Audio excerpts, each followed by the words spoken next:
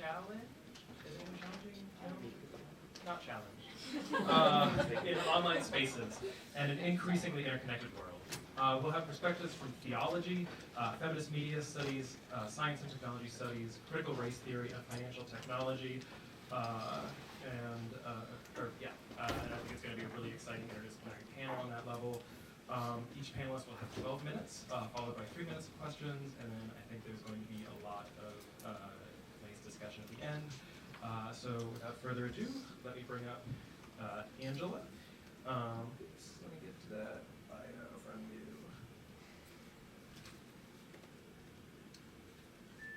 Angela, do you want to just... here we go. So Angela M. Sarucci? Yeah, that's good. Angela is obsessed with Facebook, Instagram, World of Warcraft, and understanding how people use these spaces to perform identities that they otherwise cannot. She's a media studies professor at Kutztown University and received her PhD from Temple University in Philadelphia. Thank you.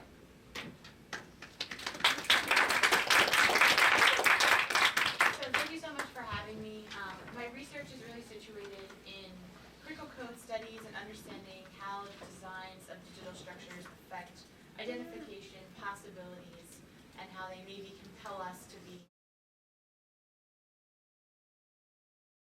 We want to talk about two things and where they intersect. The first will be a little bit of theoretical work to talk about what exactly is social network site labor, because most of my research is in social network sites like Facebook, Instagram, Twitter, Snapchat, things of that nature.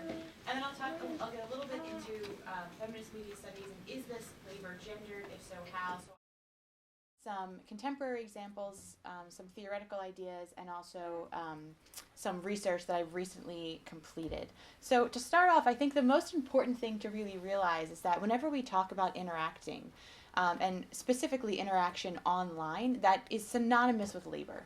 Online interaction, all of it is labor. Everything you do from logging in to touching your phone and waking it up, that is all labor, all of it. So I like to have this bifurcation.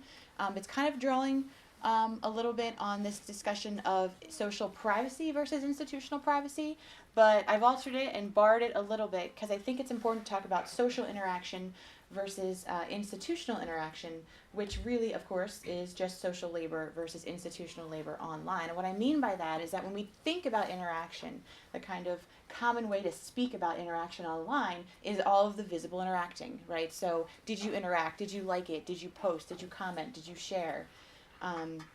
But really, that's just social interaction, because every time you use a digital device, you are also institutionally interacting. Right, so wherever your mouse moves, how long you stay on something, what ads you click on, profiles you view that you're not friends with but you like to check up on because maybe they're an ex, right? This is institutional labor. This is still interaction, okay? But we don't consider interaction. In fact, we might even consider it lurking because you're not being visible, but you are visible. You're just not socially visible. So I want to be sure that when we talk about interaction, we're covering both at the social level and the institutional level, because they're both labor and we view them very differently, but they're actually quite similar on the back end. And if to even prove this point more, there was a really interesting article written by Jen Goldbeck where some research came out from Facebook that wasn't really about this, but it was about basically how they know if you think you might want to socially interact, like post, decide you don't want to socially interact, delete that post, you still, of course, institutionally interacted, because any interaction with the space is interaction, right? And I think, to even highlight it more, if you look at a clip of Facebook's data policy, they actually, throughout the site, if you go to this page, I just chose one paragraph. You want me to talk into that? Yeah, we're just...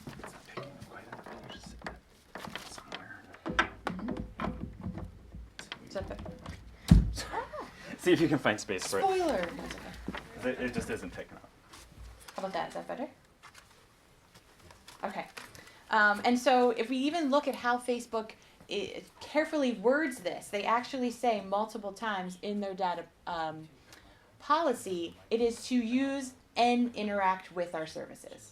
Because you would think just saying using our services is enough. but it's not. They're very careful to say when you use it and interact with, because again, interacting with is just opening the window, moving your eyes around, and your camera can catch your eye patterns.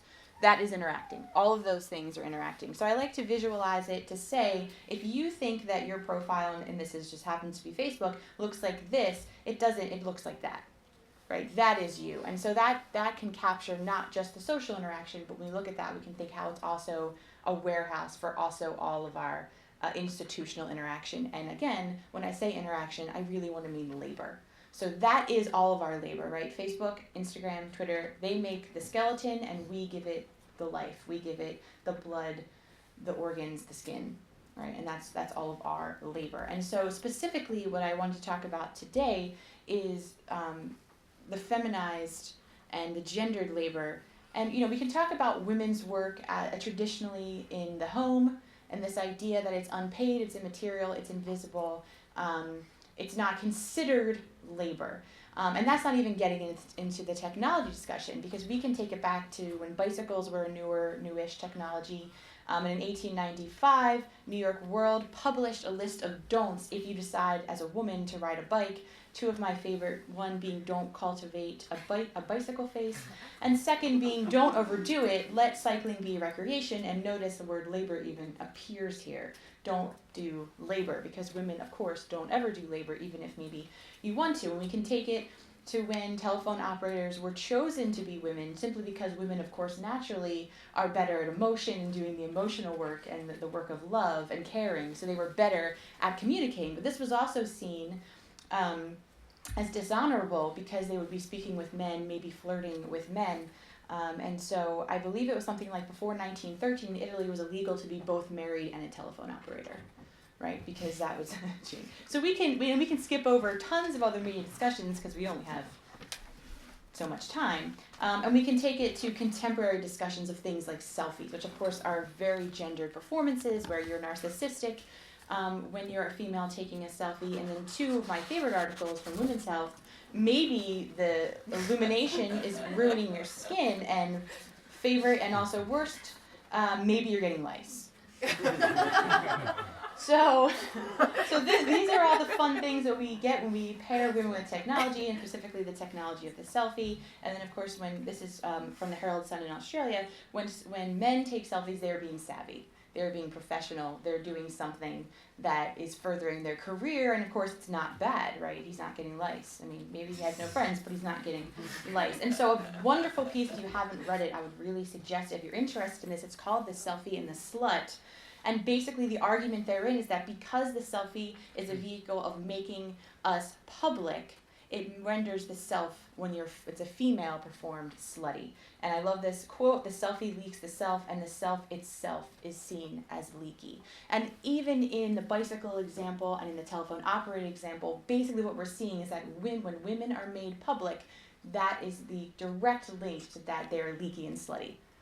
And so with technology, of course, with the same kind of promise of empowerment that things like selfies and new media and even Snapchat of a more private offer us, we at the same time still get this gendered discussion of how are women using these technologies and what really is their worth, and how can we critique them for being too open in these spaces. So a part of my research was speaking to emerging adult groups about how they choose to use different platforms. I asked them to choose their favorite platform that they use the most often. And what I did with that is I had a very granular way of asking them questions about it. So how often do you post, like, comment, share text, images, news content? Okay, so it was an extremely granular process. And I also, in the process, tested their personality types, their self-esteem. And so I have a few of the most interesting findings that I want to share with you. And I'm going to do it by platform because it actually changes. I don't need this. Because it actually changes by platform. So what we have here, and I don't have time to talk all about it, is also talking about how platform tools and the choices designers make drive the types of people and the types of performances that happen in those spaces, and that's a whole other talk. But let's see my notes. So for Facebook, women are more likely to do the emotional work of liking images and commenting on images. Okay, that's the expectation. And the women who use Facebook most often reported they're tested to be more agreeable and more conscientious. Okay, so of course, because Facebook is very open, networks collapse, and so women feel like they have to worry about still doing that emotional work. Men, however, on Facebook reported being more extroverted. So women cannot be extroverted in that space because it's so many of their networks coming together. Now for Twitter, men actually very significantly post more. Men very significantly post more, but women are still more likely to comment. So they still are doing the emotional labor. On Instagram, women are more likely to post images and to again do the emotional labor of liking and commenting. And lastly, with one of the most interesting findings I wish I could talk more about is Snapchat, where women are more likely to actually post, comment, and reply to text and images, and is the only platform where women tested to be more extroverted.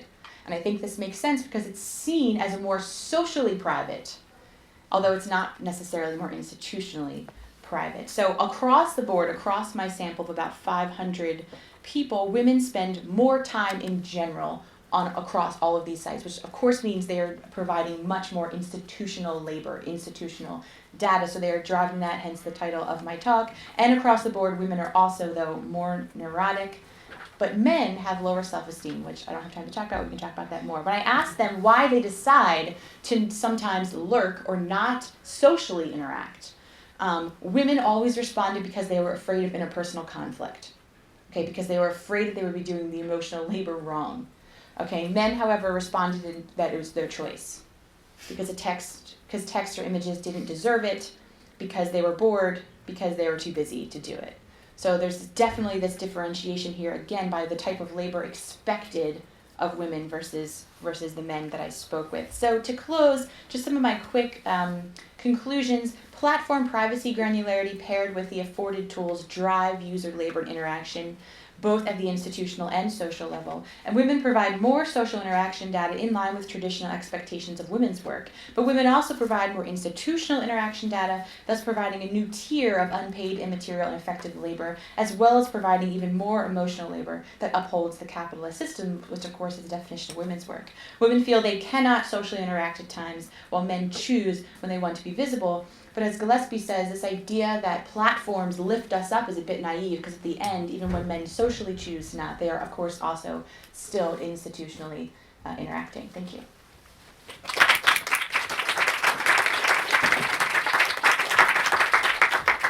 Thank you. And if you could stay up for one question, maybe? Oh, sure. All right, we're running a little over, so I want to see if we could get just one question. So what's the best question that we have right now? Anyone want to try?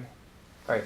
In the beginning, you talked about how social media makes us more heteronormative. Could you talk about that? Sure. So a lot of my work has been, I actually completed a full structural discourse analysis of Facebook, where I did a discourse analysis of every tool that they offer. And so what happens is the choices that are made and the people who make them kind of bake in often very heteronormative ideas. So for example, you used to only be able to choose male or female as your gender. Now they changed that, but at sign up you still have to choose male or female. So they're definitely keeping that in the back end data, and that drives the news articles you see, that drives the targeted ads you see, and everything is you can't choose your race and gender. You can't choose your race or ethnicity anywhere. But they have this thing they now call multicultural affinity on Facebook and also Instagram, because they're the same company, where they kind of basically guess what your ethnicity is, and that's how they choose the ads to give you. And I think you can actually go on and get a certificate in multicultural affinity through Facebook. So I think what I mean by that is that the choices that they make provide for us a template, and we get to fill in the template. So we're only filling in the blanks, but they're making the blanks for us. And what that means is that just like a building where a door and seats are placed in a certain way that compel us to face a certain way, walk a certain way, social networks are the same exact thing. They provide the pathway, and we have to pretty much stick to the pathway they've created. Thank you. Thank you. All right. Next up, we have Ricky Crano. Yeah. With Between Gregariousness and Governance, Social Media's Cult of Debt. All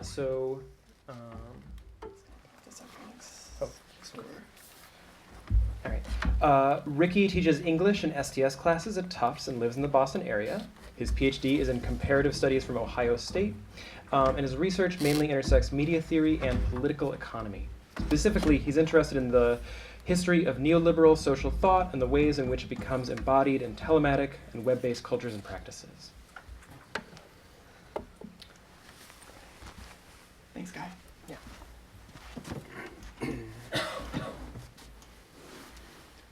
That's good? Okay. Great. So a recent law review article on debt collectors' use of social media to stalk, shame, and threaten delinquent borrowers tells the story of one Tasha Soanes, a Minnesotan with a young daughter and a 2005 Chrysler Sebring on which she'd gone a few months without making payments. Chrysler Financial, her original creditor, quickly sold her debt to a collection agency called Cramicent LLC, which put an investigator named Vanessa Hummel on the case. Hummel began by reviewing Soane's social media accounts, a standard practice in the debt collections industry, which commonly harasses debtors over so-called unneeded purchases. Hummel took things in a different direction, though, taking note of photos Soanes had posted of her daughter, and with an assist from a caller ID spoofing tool, telephoning Soanes to tell her how terrible it would be if, quote, something happened to your kids because you were getting hauled off by the sheriff's department. The article goes on to relate other similar cases and argues for updating the Fair Debt Collections Practices Act in accord with technological advances of the last decade or so. And this argument is plenty convincing. And for the record, I wholly support stronger protections for borrowers. But I also believe there's a much more profound relationship between social media and debt. One that goes well beyond the creditor's use of social media as an information gathering tool, and well beyond whatever fixes our current legal system might offer. Debt and social media, I want to argue, structure human experience in the same way. Time, social space, and subjectivity serve as key fields through which both debt and social media homologously condition human experience.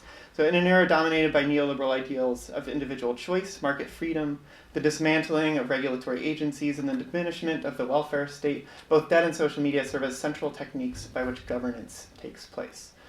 So two important recent theoretical texts underpin much of my argument. Maurizio Lazzarato's The Making of Indebted Man, and Fred Moten and Stefano Harney's Afro-Pessimist Manifesto, The Undercommons. Each of these has a lot to say about credit and debt, but almost nothing to say about social media, which functions on par with debt as a mechanism for social control. So over the next 10 or so minutes, I'll lay out a theory of debt's function as a social regulator and its role in molding human subjectivity to be optimally pliant to the demands of information age capitalism. And I'll chart not just the similarities, but the inextricable, maybe even metaphysical coupling of the social media subject and the subject in debt. The vital here will be an expansive concept of interest. Right? Interest as money paid, interest as a stake in some undertaking, as what holds one's attention. Right? Had I more time, I'd conclude with a few somewhat cynical remarks on the twin globalist development programs of microlending and universal internet access, but we could save this for the Q&A if anyone's interested. By the end, I hope to persuade you, though, that social media operates not just analogously to debt, but that as our dominant mode of media engagement today, it plays an indispensable role in maintaining order within late capitalism's debt cult. So the debt apparatus itself has become the most powerful means of governing, that is, of keeping populations in line. But this wasn't always the case. Historically, unprecedented levels of mortgage debt famously toppled the global economy in 2007, 2008, and have only mildly subsided since. Student debt, medical debt, credit card debt are all at near all-time highs and continue to climb. In the U.S. and most of the developed world, household debt is fast approaching 100% of GDP. For Harney and Moten, this reign of credit is a reign of terror, a hail of obligations to be met, measured, meted, endured. And the problem goes well beyond household debt. The burdens and risks of public debt, national debt, and the debt-funded trading of exceedingly complex financial instruments by commercial banks have been increasingly shifted onto the working and middle classes through a combination of tax policy, monetary policy, financial deregulation, and bailouts. So I'm particularly interested in the way all this debt functions as a technique for conducting conduct and organizing life in neoliberal or late capitalist societies. In acquiring credit, one must conform to the socio-technical machine of debt capitalism. So as Lazzarato has it, the creditor-debtor relationship constitutes a specific relation of power that entails specific forms of production and control of subjectivity. Neoliberalism, in other words, reconfigures users, workers, and consumers as debtors. So I want to spend some time unpacking the implications of this claim. For one, it means neither repression nor ideology need come into play. Right? The debtor is free, but his actions are confined to the limits defined by the debt he has entered into. You're free insofar as you assume the way of life compatible with reimbursement. So one important feature or function of debt has to do with the way it forecloses the possibility of a radically different future. So this will be the first of several points of resonance. I'll try to chart between debt, culture, and social media. I'll call it binding. Others I'll refer to as blending disindividuation and control. So binding captures the temporality specific to debt culture. Debt, Graeber says, is an exchange that has not been brought to completion. Or as Lazzarato puts it, debt bridges the gap between present and future. So binding is a term that has been used to describe the way financial derivatives, like futures contracts, make current and future prices of a commodity, say wheat, mutually determining. Derivatives and debt are of a piece in that in their socio-political effect, as they promote a future that is enough like the present for the exchange to come full circle. Put another way, they each propel the present state of affairs into the future, making it appear as though sustained inequality is an inevitable feature of human life. Debt, Lazzarato contends, simply neutralizes time. Time is the creation of new possibilities, the raw material of all political, social, and aesthetic change. So this is also the temporality of social media, which is exceedingly presentist in its orientation, a case popularized by Douglas Rushkoff when his book Present Shock explores the ways our always-on culture valorizes immediate priorities at the expense of long-term goal formation. We see this in a number of fields of analysis of social media, but photography theorists point to something quite similar going on in the new uses of images like selfies, not as documentation, but as principal elements in live networked conversations or phatic communication. Right? The photographic image, as a result, belongs to the temporality of the mutable present rather than of the salvaged past. Right? So a second important feature of function of debt, I'll refer to as blending, another concept borrowed from the theorists of financialization. These political economists describe how various securities instruments such as credit default swaps and collateralized debt obligations blend different forms of capital into a single unit of measure. There we go. Active blending. Yes. Sorry about that. In our neoliberal debt called different interests, desires, wants, and needs are all quantified, made transferable, and more or less homogenized through techniques of pooling and redistributed through a technique called tranching. Right? As a form of currency,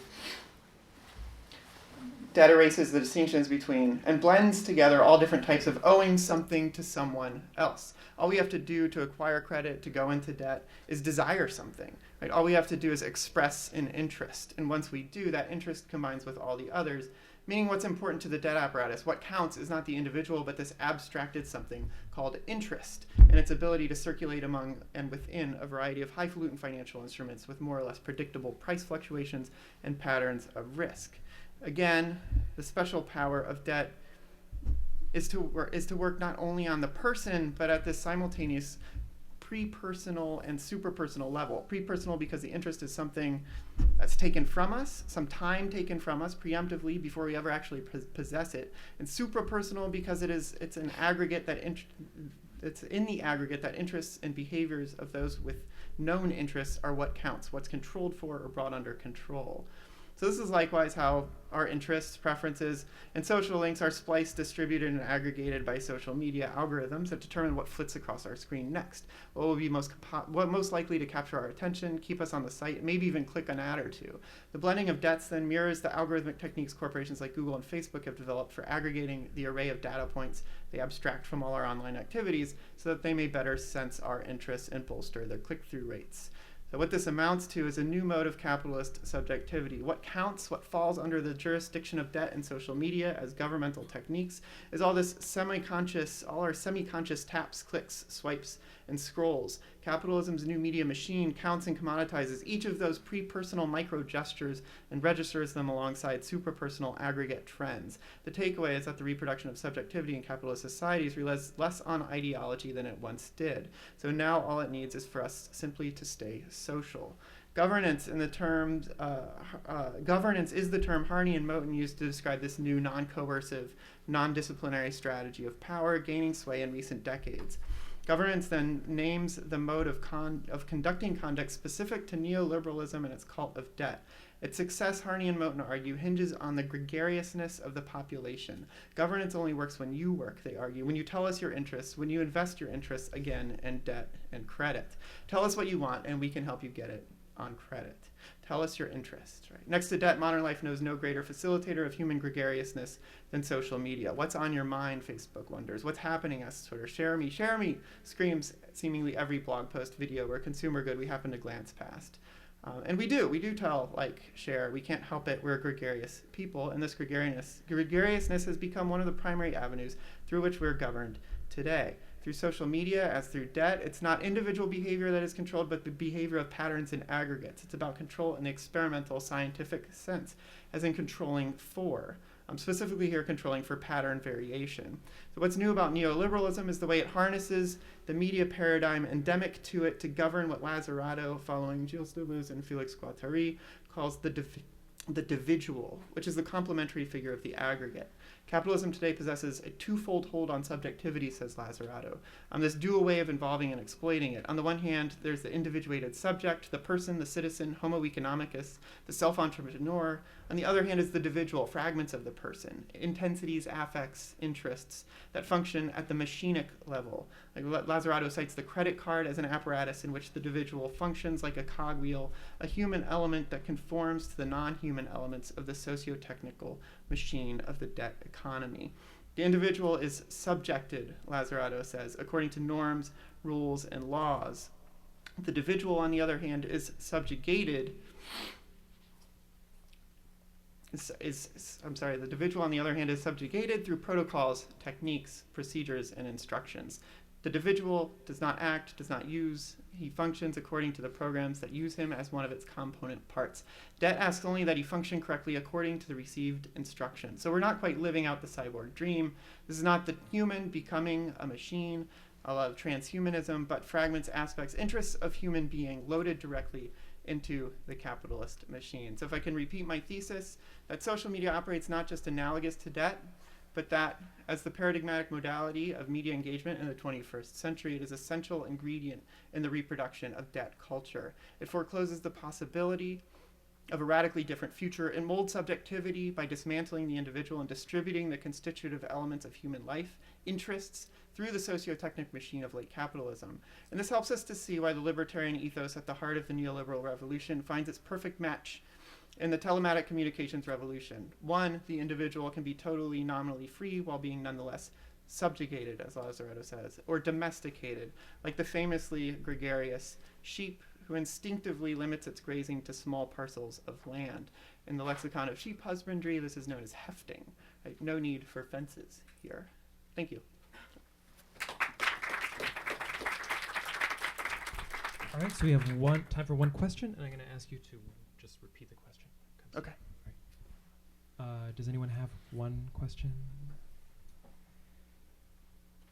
All right. We can talk more about that later. Next up, we have Marika, who will be talking about. Let's see, here we go.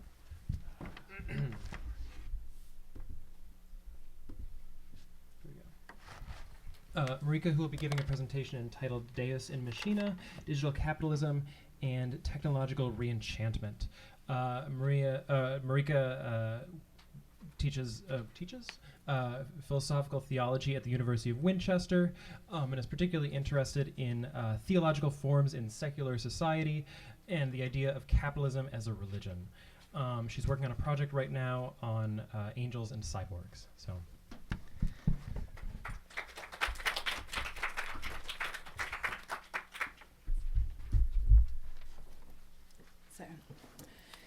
It seemed for a while as though the appearance of capitalism meant that mystery and mysticism alike were gone from the world, or at least doomed to extinction.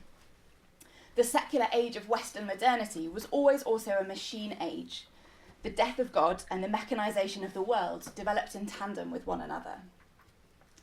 But what I want to suggest over the next few minutes is that magic did not, after all, disappear from this new world. Instead, it found itself transposed into new forms, new bodies, and new powers. Recent discussions of technology and digital culture, both popular and academic, have taken a curious turn towards magical and religious concepts in order to describe the new world being networked together with digital tools. From the Haunted Machines project, which explores narratives of myth, magic, and haunting around technology, to Reverend Joey Talley, a Wiccan witch who works to make protective charms or expel mischievous spirits from computer systems. From political theologians who seek to understand the algorithmic circulation of money in global computer networks as worship, to the theorists who sought to explain devotion to Apple products as a new form of religion. To grapple with the world we inhabit under digital capitalism is, more and more, to find oneself caught up in the language of magic, religion, and enchantment. So I want to suggest that it's worth revisiting the magical world that we once seemed to have left behind in order to better understand the emergence of technological magic. In predominantly Christian Europe, enchantment was always as much about mysticism as it was about magic. A universe in which everything that was pointed not only to other things, but also to God. A world in which everything was connected to everything else, but everything was also arranged in a hierarchy, which ran from God at the top, then down from angels to humans, to animals, to plants, to inanimate objects. What held everything together in this mystical, magical universe was the desire of God, God's overflowing love, which moved outwards from God's being into the act of creation, and then returned to God as the world was redeemed and perfected. It was a divine economy, not yet in the contemporary sense of a system in which money circulates, but in the older sense of a big circle, a movement that always gets completed, an exodus and then a return.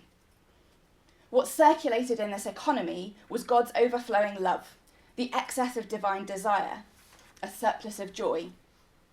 But what was sustained by the ordering of this economy was hierarchy, an unequal distribution of power.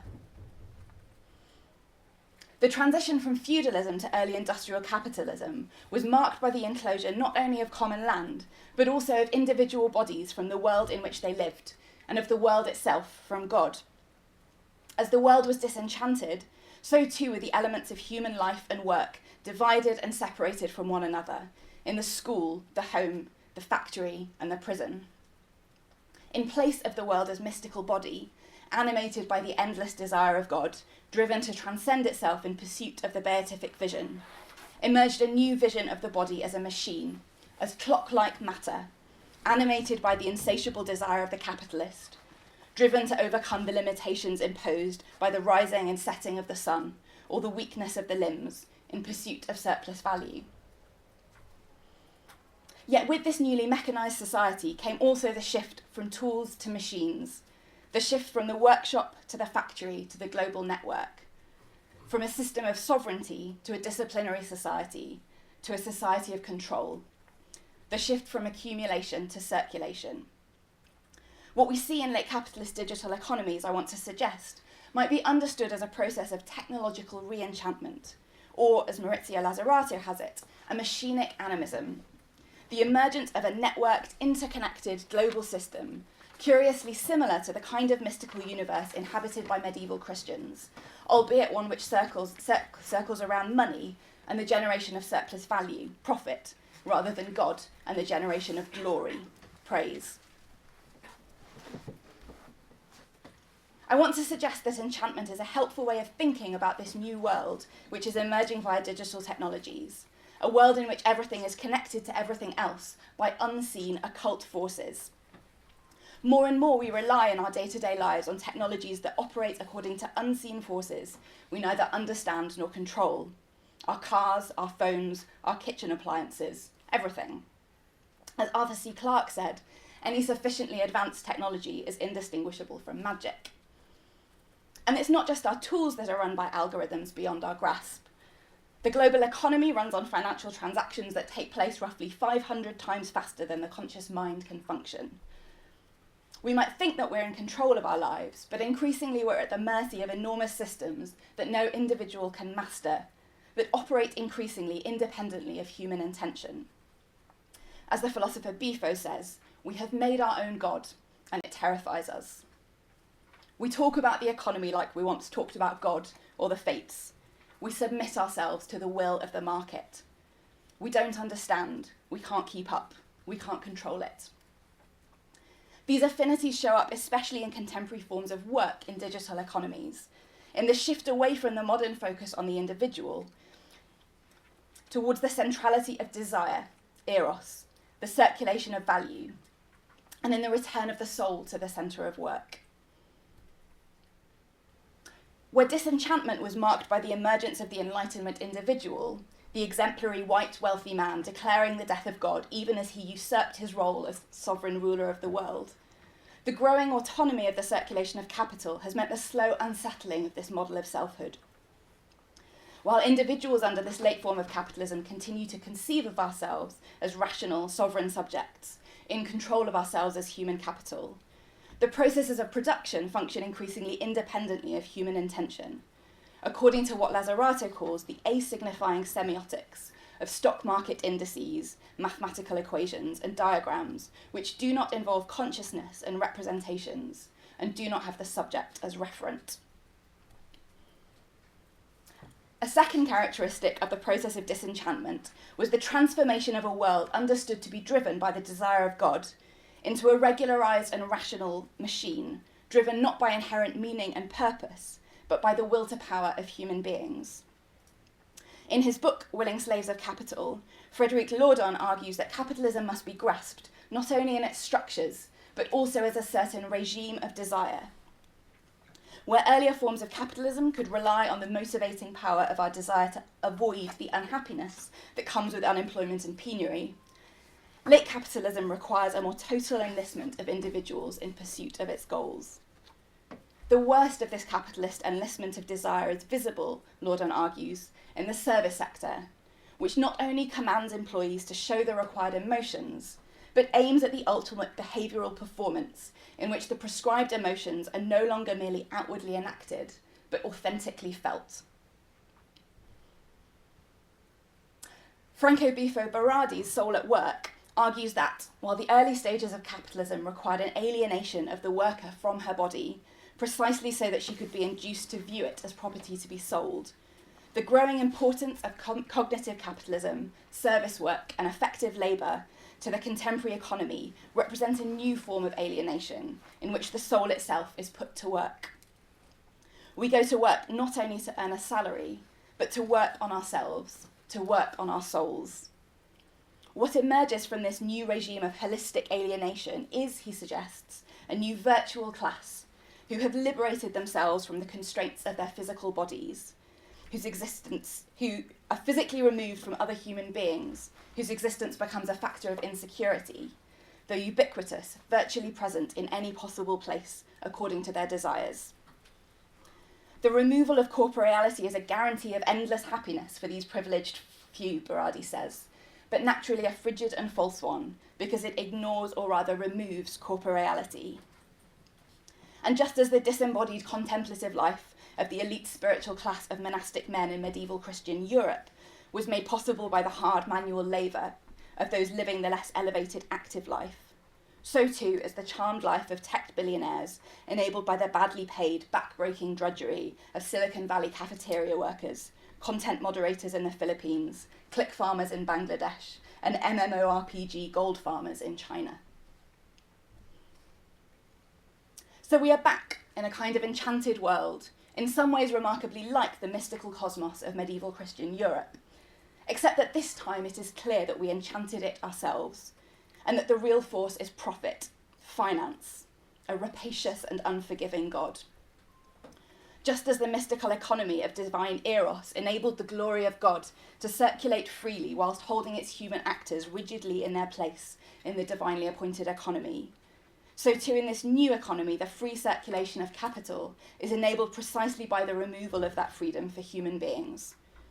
What would the trickle-down economy of late capitalism be without the hierarchical ordering of borders?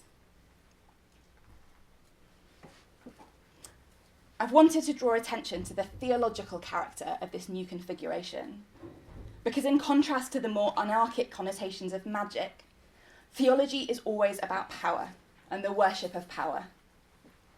But the distinction between theology and magic has always also been unstable. To claim that a person is performing magic rather than miracles is always a value judgment. To accuse someone of witchcraft is to say that they are the wrong person, or drawing on the wrong powers, or doing so in the wrong way. Magic is a form of resistance to the powers that be because it seeks to set up alternative forms of connection and power, because it refuses to pay tribute to the existing order of things. Both magic and mysticism draw on the connections between things, the community of all beings. Karen Gregory writes about the weird solidarity that is being created among us by the data economy as global algorithmic processes catch us up into complex networks of connection with one another. And I want to end by asking what it might look like to recognise and to build weird, witchy and heretical solidarities. What other gods might we worship than money? What networks of entanglement might we draw on to gain power for resistance? For our struggle, as the Bible says, is not against enemies of flesh and blood, but against the rulers, against the authorities, against the cosmic powers of this present darkness, against the spiritual forces of evil in the heavenly places.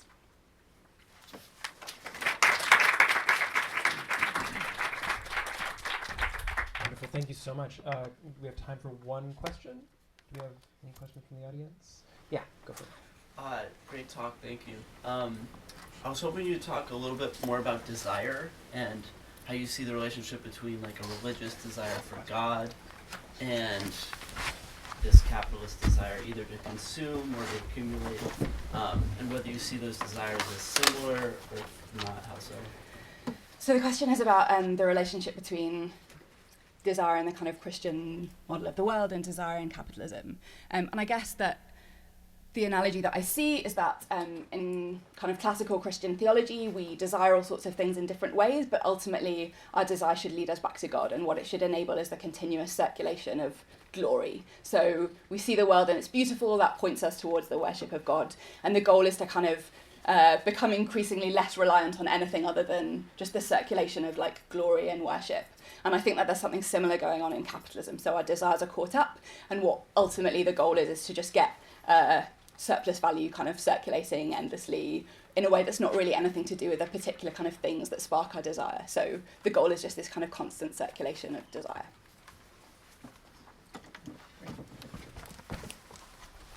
Thank you so much. And now I'd like to bring up our final presenter, Guerra Kiwana, who's going to be giving a presentation entitled Telecoms to the Rescue. What is the role of mobile money platforms in providing financial services? An exploration of M-Pesa in Kenya. I think you can just escape that, and then I think it's pulled up, so you can just go to okay. Guerra is a third culture kid and co-founder of Afra FinTech Hyper Africa, which works to help Africans in the diaspora send money and invest money home. She is passionate about financial inclusion, civic engagement, and tech-related innovation in sub-Saharan Africa. She lives and works between Toronto, Nairobi, and Kampala.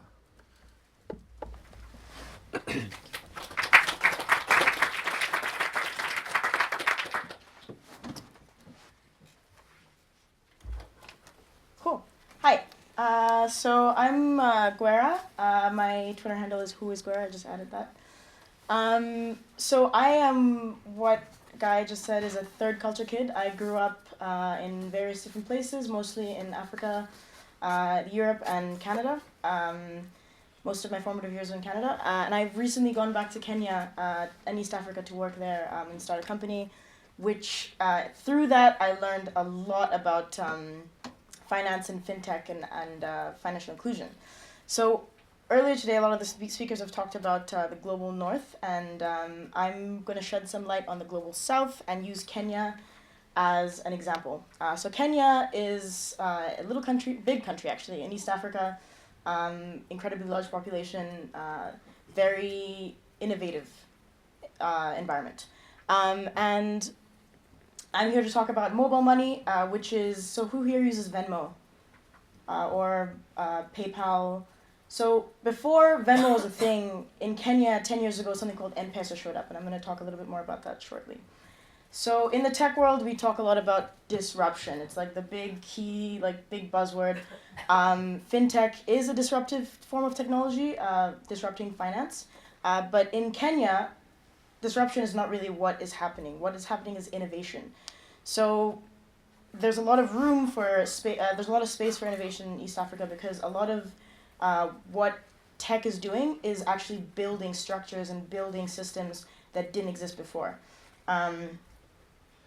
So fintech is innovating financial services and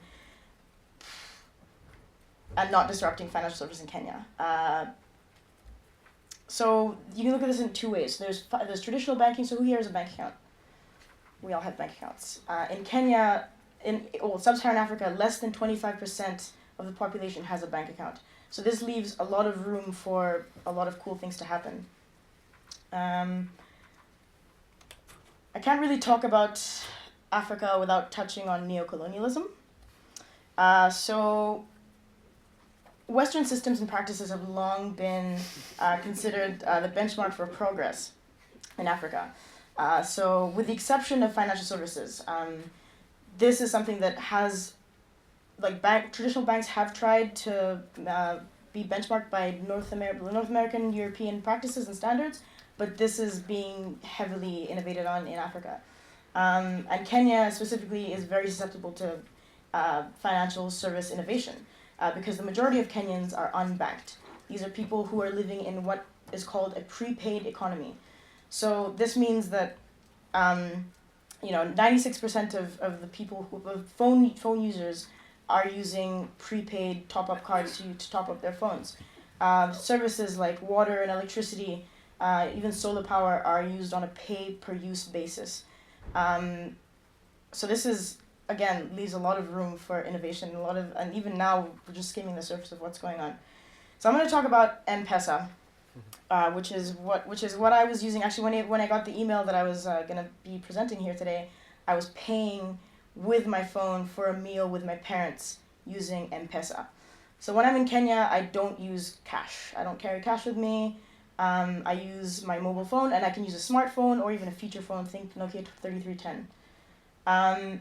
So mobile money wallets like M-Pesa have leapfrogged traditional banking to offer financial services to Kenyans, offering a wider reach to users than any traditional bank in sub-Saharan Africa. They're usable by anyone with any kind of mobile phone.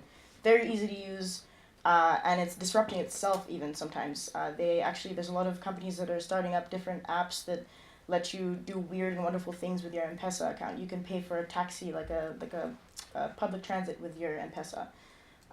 There's even tap services that are being innovated, that are being created right now to disrupt M-Pesa also. So M-Pesa has since grown in the past 10 years into a ubiquitous service that allows users to store money, send money, which was initially what it was used for, so send P2P transfers, which actually is happening in India right now, and everyone's making a big fuss about it because WhatsApp is allowing people to send money from your WhatsApp to your friend's WhatsApp, which is not that big a deal because it's been happening in Kenya for the past decade. So M-Pesa allows you to store money, save money even. You can have a savings account, purchase goods and services, take out microloans, transfer money to other mobile phones, and use it for other public services like hospitals, even restaurants. Even the fruit stand by my house in Nairobi, I use my M-Pesa. They don't have a POS, they don't have a point of sale system. I just use my phone to send the lady my 50 shillings for an apple.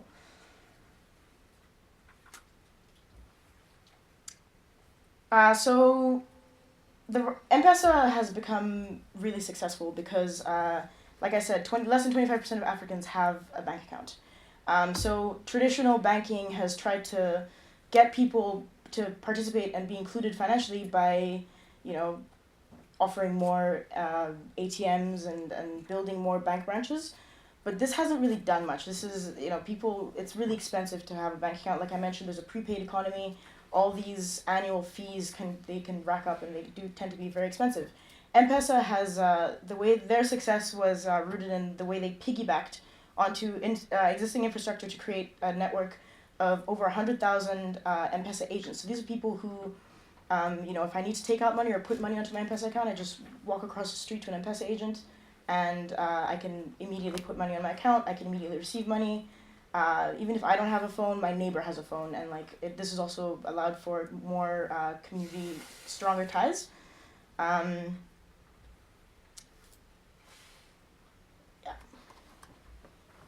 So where did M-Pesa come from? M-Pesa actually was built by Kenya's largest telecommunications company named Safaricom. Safaricom is massive. These guys are huge. A lot of people who have phones in Kenya are using Safaricom. It is kind of scary how big Safaricom is, but you know what? They've innovated and they've done a lot of really cool stuff, especially in M-Pesa. But because Safaricom is so large and it's a large capitalist company, we are faced with some problems because the Feds is watching. Always. So banks are regulated by the central bank of a country. M-Pesa is not. So the role of a central bank is to maintain financial stability and protect citizens and the nation's economy. Now, at a point when M-Pesa was gaining traction and growing, and a lot more people were starting to use it, the central bank was like, you guys look like a bank, you act like a bank, we should regulate you like a bank. And M-Pesa was like, no. And the central bank was like, watch us. And then they decided to try and do that, and then they realized, wait, hang on, 44% of Kenya's GDP, that's almost half of Kenya's GDP, is transacted through M-Pesa every year. So Kenyans now send money, buy goods and services, get credit also, save money with their mobile phones. And for a service that behaves like a bank, there's unregulated, there's the threat of something wrong happening. Our imaginations are quite wild. I'm sure we can think about what could happen in that situation. The lack of regulation makes up for a recipe of potentially dangerous situation. So Ricky talked about debt and credit in the global north. I'll preface my next point with stating a Nigerian proverb that says, "Lending is the firstborn of poverty." Now, in Africa and most of the global south that has been colonized, these countries are heavily indebted to the countries in the global north.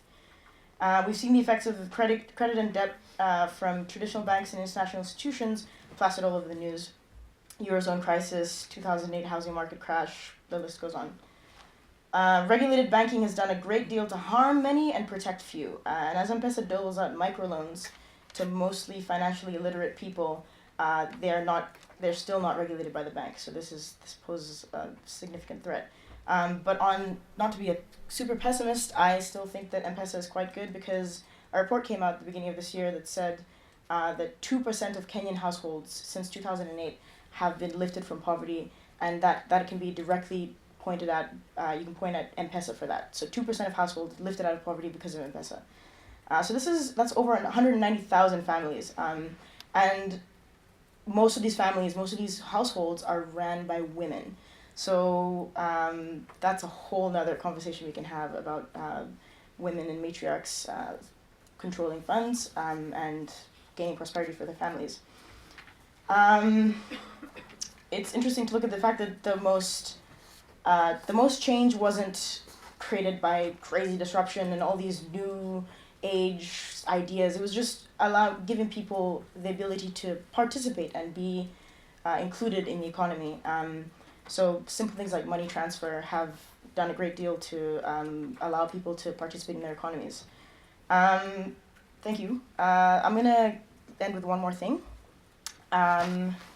So I'm sure not a lot of people know about this, but in Cameroon, a country in West Africa, they have had a digital curtain brought down on the the northwestern and southwestern parts of the country. These are mostly Anglophone areas. There's been no internet for almost 90 days.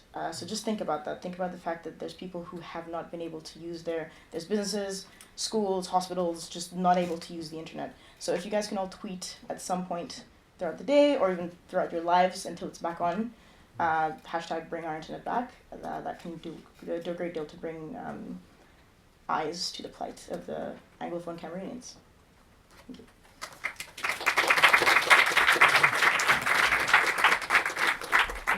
You can stay up. All right, I want to make space for one Guerra-specific question, and then also invite the rest of the panelists to come up for the final discussion.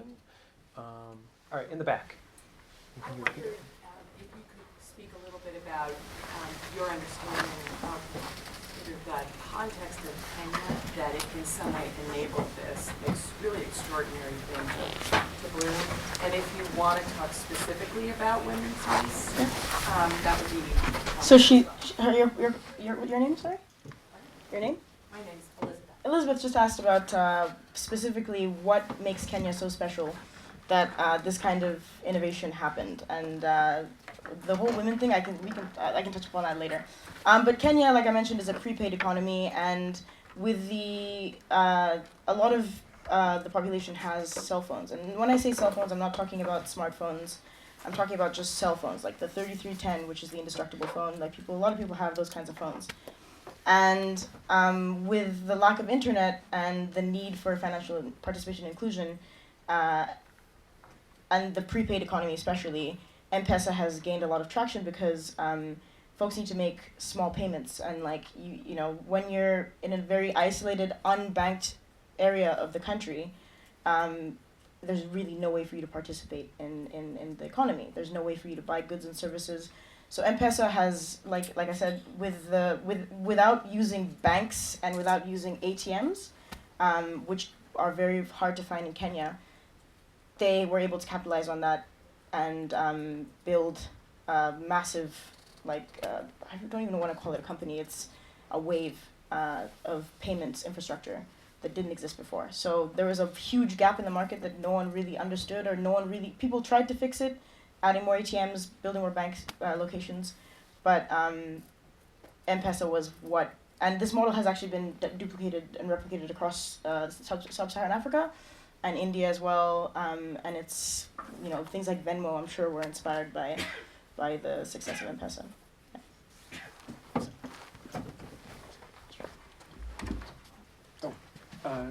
One more question? Sure. Okay. Yeah. We'll do one more Guerra. Well, you can maybe sit in the seat so we can pretend it's a full panel question. But still. All right. So now it's time for full panel questions. Can I get that one Guerra-related question? Cool. Hi.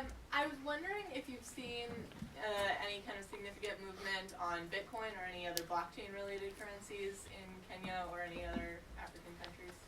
All right. So the question's about Bitcoin in Kenya? Yep. So there's still, Bitcoin, like it is around the world, it's still not as ubiquitous as most would like it to be. But yes, there is BitPesa in Kenya, which is allowing Kenyans to buy Bitcoin with their M-Pesa. And actually recently Nigeria, I think they lifted the ban, but they recently blocked all digital currencies coming to their bank because Bitcoin, before blockchain, I guess, was untraceable. And it was funding a lot of terrorist organizations like Al-Shabaab and the Boko Haram. So yes, there has been some advancements in Bitcoin and blockchain in Africa, but it's still finding its legs. So yeah. Great. All right. Now I'll just invite questions from the room. In the back. This question is for Marika.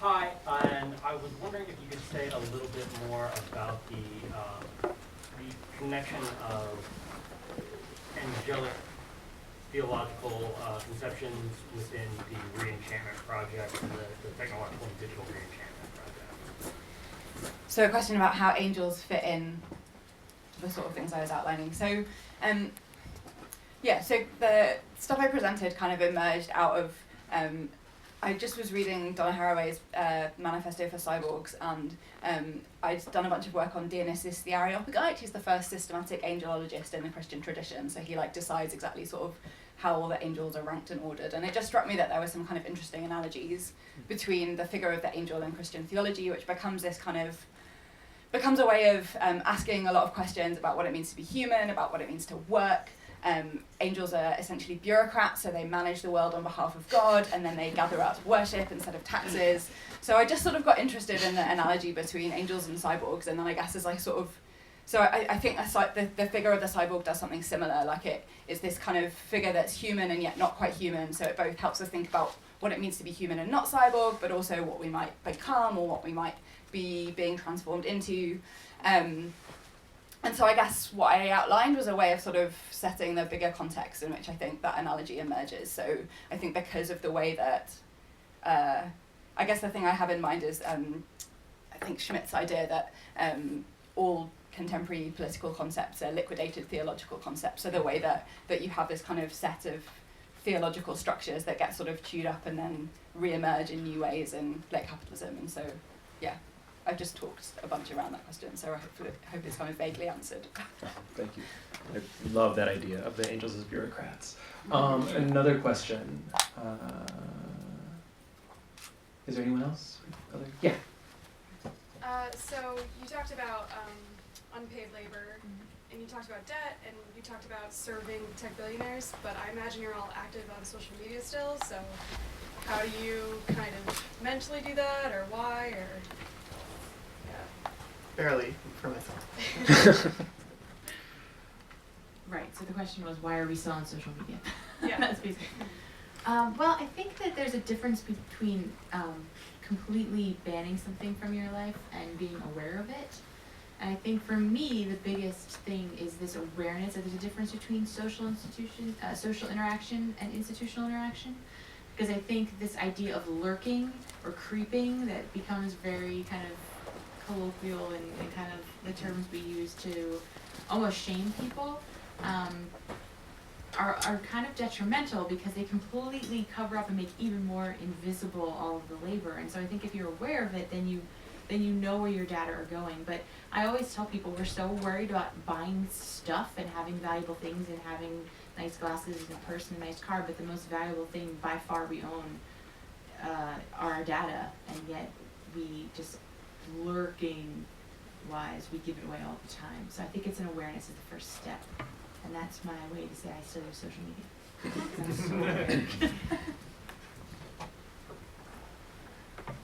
I mean, this is something that I've been thinking about kind of in the debt context, thinking about the movement and the debt strike kind of activist movement, which seeks to kind of ultimately suggest that our power as the indebted lies in our our ability to kind of withhold payment if we do it in mass. And I'm wondering if there's some sort of equivalent of this in with respect to our relationship to capitalist social media or our engagement with capitalist social media. If there's some sort of just a mass, just imagining, not thinking about this as a practical thing necessarily, but imagining what a mass strike, social media strike might look like, to parallel kind of the ideal of a debt strike as a form of resistance. And I guess I just think there's no, one of the ways in which capitalism is like religion, and there's no outside of it. You can't get out of the world that capitalism creates. You can't get out of the world that God creates, so you're in it. And the question is, how do you use it? And I think the interesting thing about magic is that it doesn't resist God by denying God. It just tries to use those networks of connection in different ways. And so I think that my experience of social media is clearly you are caught up in those systems that to some extent reinscribe power, but it also, you can use it in ways that start to create networks of solidarity that you can then weaponize, I guess. Yeah. But there's no purity, and I think we need to kind of recognize that. No. I'm not. Okay. Okay. Anyone else? Yeah. I was wondering if you could answer your own question that you ended with. What does it look like to build weird, witchy, heretic networks of solidarity? Do you have any? Did I get that right? Yeah. I mean, I left it as a question because I don't know what the answer is yet.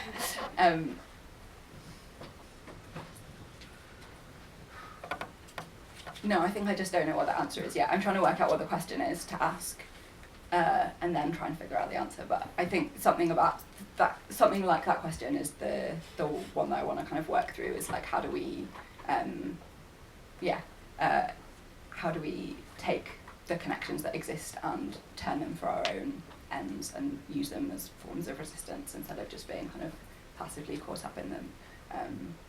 And yeah, how do you do that? And one thing I was thinking about actually is that, again, one of the things that's interesting about heresy and witchcraft is that I feel like when people talk about witchcraft in the contemporary world, it's often this kind of deliberately oppositional thing. So so you kind of do witchcraft as a form of kind of resistance to theology. But I think there's something interesting going on sometimes, because actually a lot of the people who get prosecuted as witches or heretics, like, they just really sincerely believe that they are like doing the right thing religiously. And so maybe it's partly about not even just resistance, but actually just trying to build something else and try to work out what it looks like to worship in different ways, to take other things as kind of the thing that's really valuable and sort of build stuff around that, rather than just being directly oppositional. How do we worship different gods rather than how do we do heresy on purpose, something like that. Do you see another question in the back? Yeah. For my first presenter, Angela. I lost your name. Angela. You had a lot of great data about how people use public Facebook statuses and how they react. Do you have any data on whether, my research is in women's networks of care, especially trans women's networks of care, but how people use private things, so chats, etc., how emotional labour played out differently in, for example, private Facebook groups versus public ones? Obviously you talked about Snapchat, but do you have any other data about the other networks? So the question is, do I have data about more private About messaging, how or it just breaks down across the privacy boundary? okay for this for granularity? Let me think. Not necessarily from the data set that I mostly pulled from today, but clearly, as you mentioned, just seeing how Snapchat is kind of flips the expectations on their heads a little bit, I think probably speaks to that. But from previous research, I do know that people will comment that the reasons they make certain decisions about which apps to use, which platforms to use, and which privacy settings to use, always are based in they think they're more private. It's a huge part. I think it's more private. And again, they're really just talking about social privacy. So I think that something like, you're right, something like Facebook Messenger is interesting because it feels more private, because you're not posting, but you're not socially posting. So no, I don't have anything discrete to report on that, but I definitely think there's something there, and it shows the further bifurcation of the social versus the institutional. Yeah, go for it. I have a question for you. Did you look at less mainstream social networks like Peach, for example? So I actually did not limit to what they could choose. The top 4 were the ones I presented. There was a little bit on Reddit and a little bit on Tumblr, but for the most part, everyone responded to one of those 4, and unfortunately, only one of my respondents noted that they performed non-binary gender. So my sample was mostly those 4 popular social media sites, and mostly people who just perform as male or female. So. Yeah. For Ricky, so you mentioned debt resistance. Are there other kind of interesting takes on how to kind of combat this kind of system of debt that you've come across in your research? So the question is what, besides debt resistance, debt strike, what other kind of forms of resistance to to debt might there be? That's a great and an important question. Yeah. I guess because, as kind of a small addition to that, because you mentioned that you have critiques of microloans, which I imagine would be a way to like only further that same system. So what? So it just leaves this big question of what is left. Yeah, I mean, I think that at least kind of going back to Mountain and Harney's work, they're thinking a lot about the global South as well, and thinking about bringing in more credit to the global South and what resistance to that could look like, why it's so important. And I think that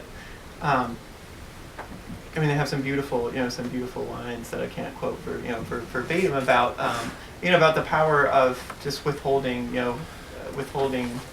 payment, withholding debt, trading, making accepting that debts are unpaid, can and should be rendered unpayable, and it's just trading debts with other debtors. And again, it comes all back to them just withholding payments, striking, which of course only works. Go back to the social media question, the earlier social media question as well. Only works if you're engaged in the system, right? A debt strike is only useful if you have, if you owe money, right? If you have debt, so you have to engage with the system in order to kind of have any power within it.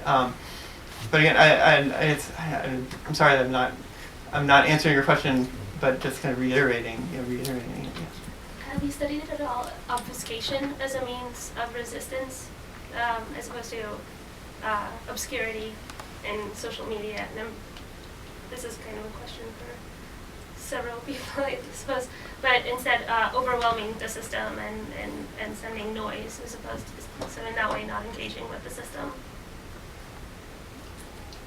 Yeah. So you want to take that? So the question's about obfuscation and kind of creating noise in this, noise in the system. Yeah. I mean, for identity-wise, I think that's a really tough question because I think it's really easy for us to say something like, you can do whatever you want when you're on Instagram. You can post whatever photo you want. You can like whatever. You can do anything to obscure your identity. But at the end of the day, people take that very seriously. That is just one other part of them. So when we're talking about identification, it's tough because that is your art. That is a part of you. So to try to obscure it is to feel as if you're obscuring yourself, and you get lost in that. So I think it's a really difficult question. So I don't know, something in your context may be a little different. But, yeah. I can speak to what you said about attacking a system, I guess, creating noise versus stepping back and just withholding. I think the act of stepping back and especially in participation, I think is a very privileged position to take, where you're able to be like, I'm not gonna participate because I can't, because I don't want to. Not so for example, I'm just gonna use what I said before about prepaid economy and about how in Kenya people are paying for their internet with cash that they receive in their paycheck today. And it's a pay-as-you-go system, so they'll get 50 hertz or whatever of electricity. They're not able to step away, and but then still M-KOPA, the company that sells them the solar power, is taking down their information, and is there's a lot of data around this. So it's very tough for most marginalized, I guess, most marginalized communities to step away. It's kind of everyone has to lean into. So I really don't know how change could. I don't know if I have the answers, but yeah, how we can create change by either stepping away or making noise. All right, and we are actually a little bit over, so I want to just if you have a final word to say on that, but in general we should probably clear out. Okay, great. Give the panelists a round of applause. Thank you so much.